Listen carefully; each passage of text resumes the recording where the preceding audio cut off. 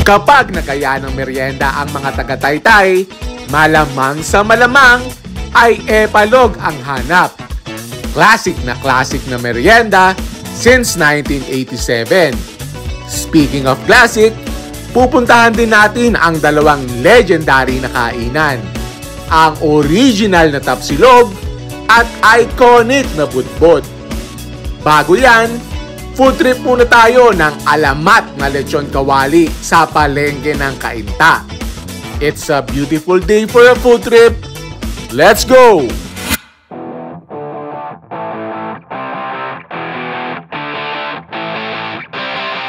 Narinig na tayo sa legendary kainan din sa Cainta, Larry and Lucy, para timusan ang Mang Larry's Lechon Kawali. Busy sila, dami kumakain. Ayan, pinapalambot na yung pang lechon kawali nila at ang bango.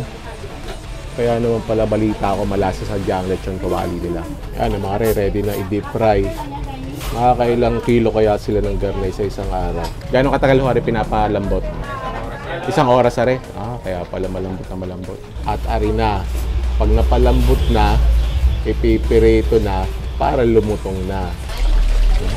Pilap-pika na. At pagkakuha na rin, yun, nagsalang na uli. Mga ilang minuto ho rin dinidip fry? 15 minutes.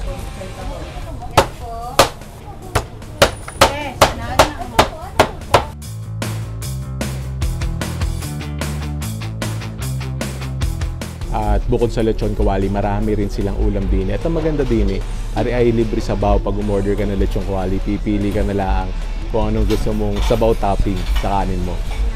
Ang Bicol Express, magkano? 60 naman po. 60? Ito yung order ko, yung lechong kawali nila. Yung kanilang famous, legendary na lechong kawali. Ari ay 70 pesos. Tapos, with rice, 82 pesos. Tapos, libre na yung sarsa. Ang pinili ko ay dinuguan. Tapos, isa pang sarsa. Umorder ako ng Bicol Express dahil bestseller din daw nila ari. Ari naman ay 60 pesos. At merong libreng sabaw.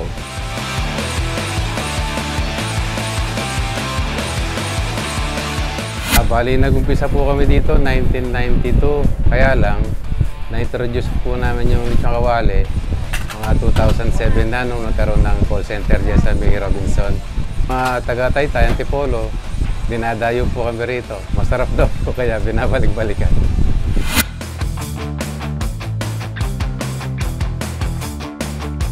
Yan, timusan muna natin ito. Lambot, grabe, kita nyo kung gaano kalambot yan. Ganun kalambot yung taba niya.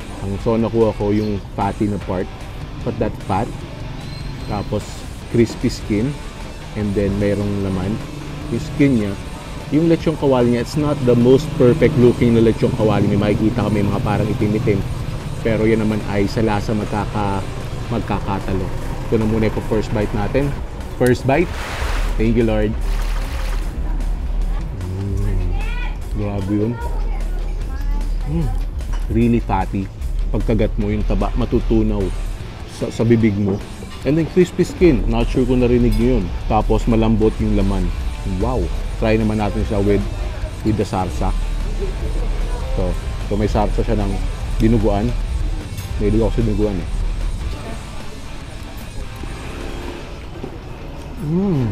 Judging dun sa lasa, masarap din yung dinuguan nila. Medyo maasim-asim na sabaw. Try natin tong Bicol Express.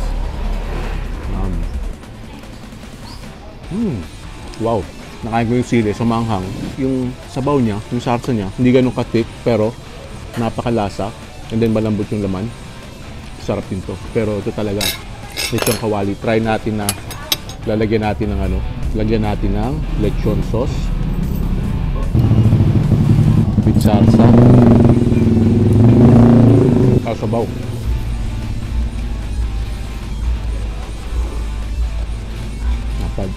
Kalimitan na nakikita ko dito, lechon kawali, tapos sarsa yung Bicol Express.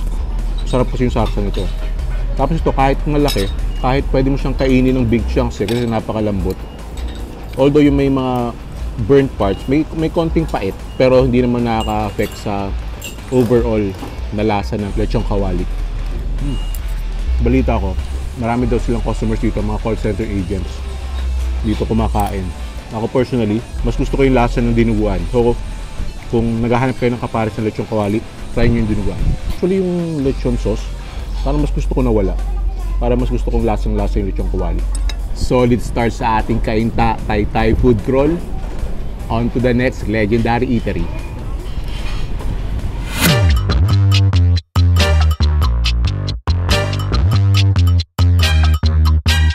Narinig na tayo sa home of the original Tapsilog, Tapsi ni Vivian. Since 1984, ito yung menu nila. Yan, mga silog. Magbabang silog kami, bangus silog. At syempre, ang dinayo din ang Tapsilog. Tapos yan, may mga lutong ulam din sila. Pero pass muna tayo dyan. Ari yung presyuhan niya. Yan, medyo pricey kumpara sa mga kanto-kanto na tapsihan, mga silugan. Pero tingnan natin sa serving size saka sa lasa syempre.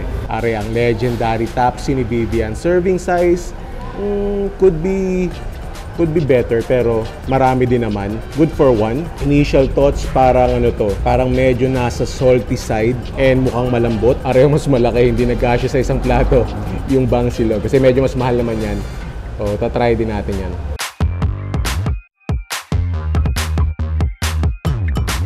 Ayan, bago natin timusan yung Tapsilog, unahin muna natin yung bang silog. O yan, malasading itlog. Egg corn muna tayo. Wow. This is nicely cooked.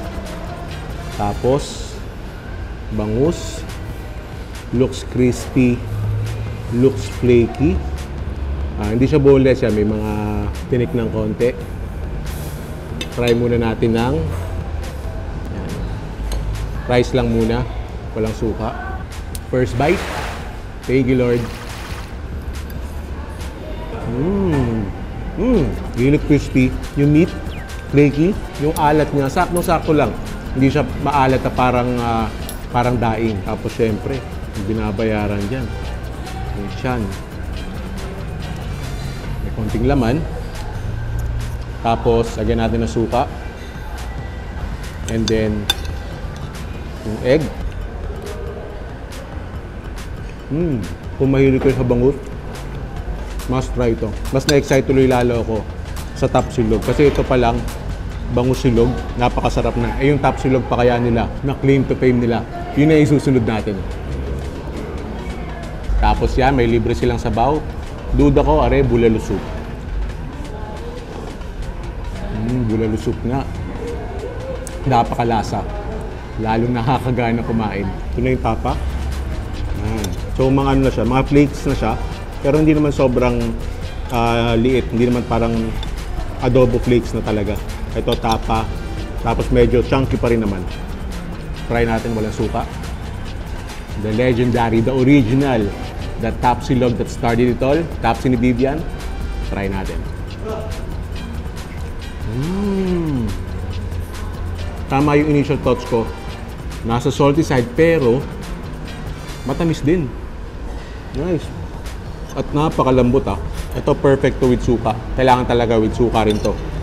Yung suka, siya yung magbabind dun sa salty flavor. Saka yung sweet flavor.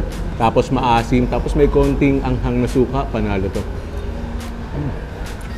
Tapos masarap yung tapa nila. Pero alam mo talaga na kailangan talaga siya enjoyed with the egg. Kaya pala talaga na-invento nila yung Tapsilog kasi yung tapa nila na sweet and salty, malasadong itlog, and then buwaghag na sinangag, tapos garlicky and salty. Perfect Tapsilog bite. Solid second stop sa ating legendary stop sa ating malupitang Cainta sa Taytay food crawl. On to the next one.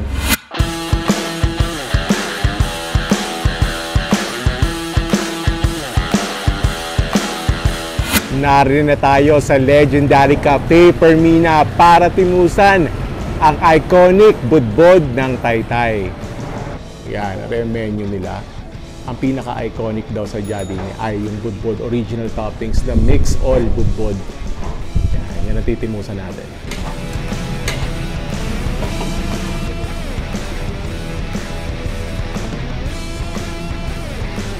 Ari yung mix all in budbod. So meron yung fried rice, meron yung beef, meron yung Shanghai, merong itlog, Saka meron ng pork, tapos yan, meron kamatis, and of course, garnish. Tapos yan, may free soup.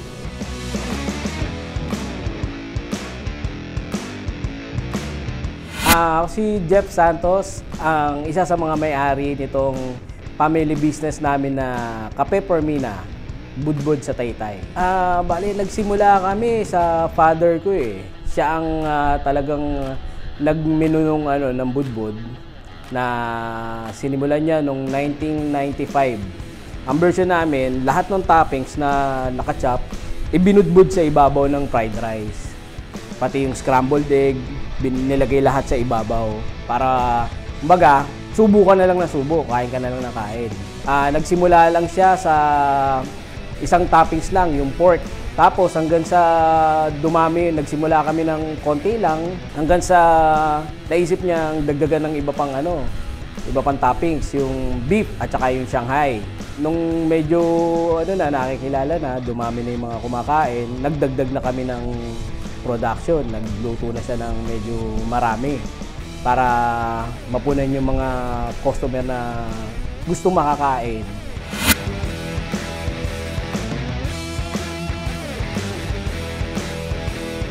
Yan na, unahin natin din sa beef. Yan, yung may parting may litid, may taba. Wala mo ng sausawan, tapos yung fried rice niya. Looks good. First bite. Thank you, Lord. Basically, masarap na tapa. Yun ang nalalasahan ko dito. Salty, sweet, tapos malambot. Try naman natin itong pork. Ito, lagyan na natin ito ng suka. Looks good din. Parang same flavoring base na soy sauce base.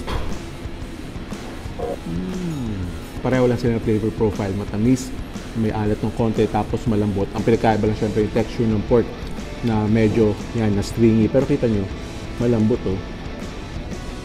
Nakita nyo malambot. Yan. Sarap niya with the suka. Ito naman yung beef. Balik tayo sa beef.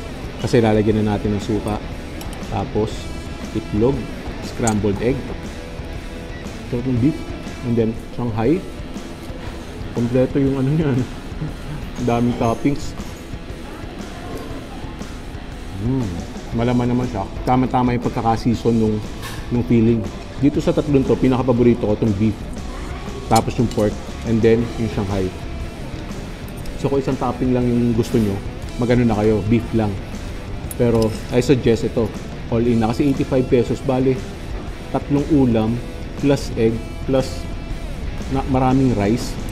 Panalo na to. Tapos may sagugulaman sila.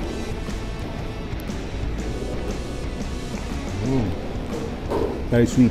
May libreng sabaw din, kaya sulit na sulit talaga dito.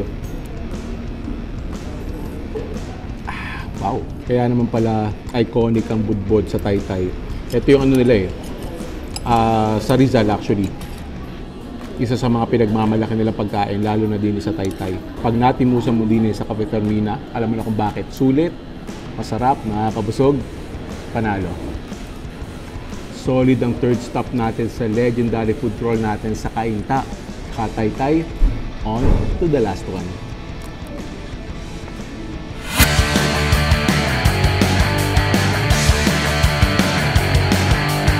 Narinig na tayo sa iconic merienda, legendary merienda ng mga taga-Taytay, ang Jayla's Epalog. Since 1987 yan. Grabe, ang lalaki oh. Tapos sa rin Penoy na niluluto. Mamaya babalutan na yan ng butter, pipirito na. Lalagyan ng butter, tapos diretso sa prito.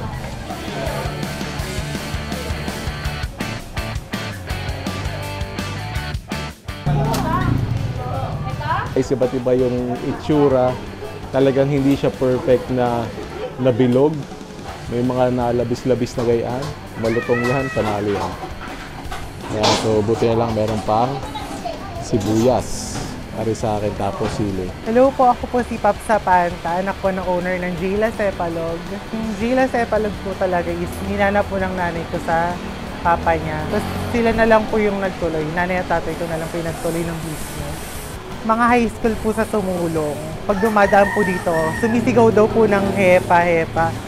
So, kakulay daw po kasi ng epalog yung hepa. So, kaya ginawa na lang po ng tatay ko is ginawa na lang pong epalog. Pasok po sa budget ng mga tao. Kasi, sa lagang 20 pesos po, busog na po kayo. May palamig na po siya ka epalog.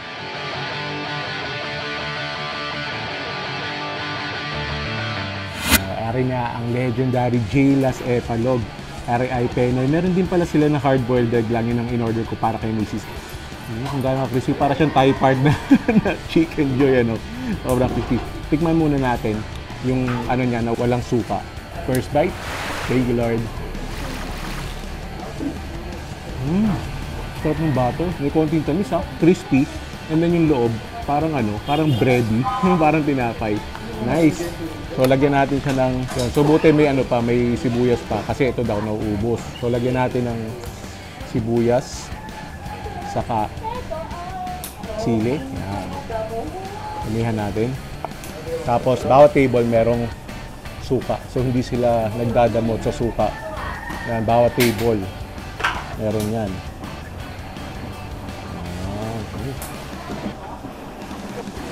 Epalog reveal. Grabe nakakapalaway, promise. Penoy, batter, epalog. Finally, tagal lang napapaibig din natin.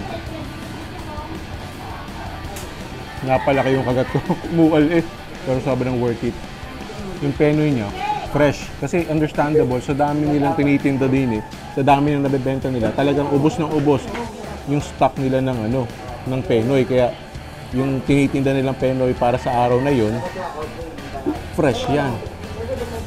Tapos ang sarap ng butter niya, hindi siya yung parang normal na kwek-kwek, tokneneng. Ito yung butter na lagay mo ibalot mo sa kahit magiging panalo yan. And yung suka nila, masarap Yun ang isang advantage yung butter nila na parang bready, parang spongy, ina-absorb nyo talaga yung suka. Kaya kahit itong butter lang, tapos suka, sibuyas, sili, panalo. Tapos partneran mo ng pineapple juice, solid na merienda. Solid ang last stop sa ating legendary food crawl sa Cainta. Saka sa Taytay, meron ba akong na-miss? Let me know in the comment section. Last bite? Thank you, Lord. That's it for today's vlog. Thank you for joining me. Sana nag-enjoy kayo. And if you did, make sure to click on subscribe button and notification bell watch my vlog right here. Thank you for watching. I'll see you in a bit.